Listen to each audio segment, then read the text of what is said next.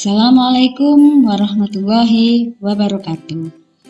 Anak-anak, berjumpa kembali dalam pelajaran Bahasa Indonesia. Kali ini pelajaran Bahasa Indonesia akan membahas tentang menyajikan teks berita. Nah, untuk menyusun atau menyajikan sebuah teks berita, kalian harus memperhatikan dua hal.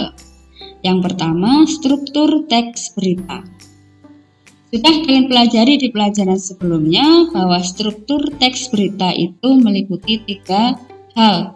Yang pertama adalah orientasi, yang kedua peristiwa, dan yang ketiga adalah sumber berita. Ingat kan? Nah, yang harus kalian perhatikan lagi, yang kedua adalah unsur-unsur teks berita. Nah, apalagi unsur-unsur teks berita ini kalian tentunya sudah hafal. Ya, unsur-unsur teks berita meliputi apa, siapa, kapan, di mana, mengapa, dan bagaimana. Dua hal itulah nanti yang menjadi dasar supaya kalian bisa menyusun sebuah teks berita. Nah, kita pelajari dulu struktur teks berita. Yang pertama adalah struktur kepala berita. Nah, yang berada di dalam kepala berita itu meliputi judul berita yang sudah menggambarkan isi berita. Ada juga baris tanggal dan nama media massa. Juga ada lead atau teras berita terdapat di paragraf pertama. Biasanya di dalam kepala berita ini informasi yang paling penting lah yang disampaikan. Itu untuk kepala berita. Sekarang untuk tubuh berita.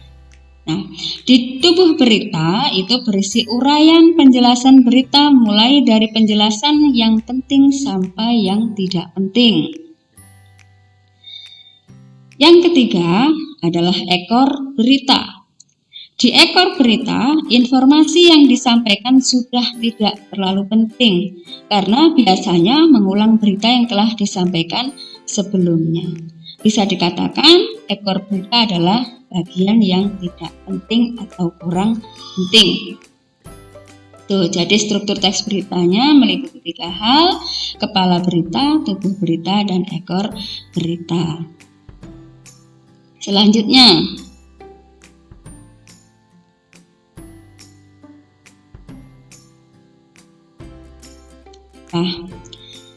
di dalam menyusun sebuah berita, di situ kalian tidak boleh melupakan strukturnya, ya, kepala berita, tubuh berita, dan ekor berita.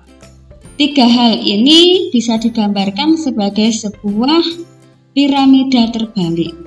Kenapa dikatakan sebagai piramida terbalik? Karena di kepala berita itu kan bagiannya paling lebar, kemudian tubuh berita itu sudah agak sempit, dan yang paling sempit adalah ekor berita. Kenapa kepala berita itu kok dibuat luas sekali atau bagian yang paling lebar? Karena di kepala berita itu terdapat informasi yang paling penting. Unsur-unsur berita berada di kepala berita. Ya, kemudian disusul oleh tubuh berita, itu bagian-bagian yang kurang penting, artinya sudah terletak di kepala berita adalah bagian-bagian yang penting. Juga ekor berita itu adalah bagian yang paling sempit. Nah, di situ terdapat informasi-informasi yang tidak penting. Maksud piramida terbalik adalah seperti. Nah, di situ di sebelah kanan itu ada kepala berita, istilah lainnya adalah orientasi berita. Tubuh berita, istilah lainnya adalah peristiwa. Ekor berita, istilah lainnya adalah sumber berita. Kalian supaya tidak rancu ketika kalian mendengar kepala berita, tubuh berita, ekor berita, kemudian ada mendengar orientasi, peristiwa, kemudian juga sumber berita, itu adalah sama. Tidak usah bingung. Kemudian di situ ada contoh teks berita. Nah, sudah ada strukturnya juga di situ.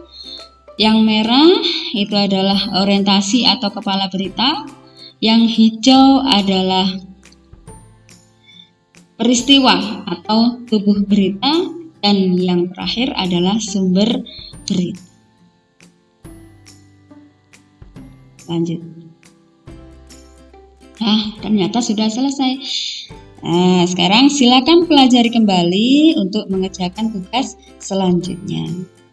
Nah, seperti biasa, kembali ke Google Classroom untuk mengerjakan latihan-latihan yang menyertai. Nah, silakan anak-anak, seperti biasa, tugas saya tunggu sampai pukul 13.30. Sampai jumpa, sampai bertemu kembali di pelajaran selanjutnya.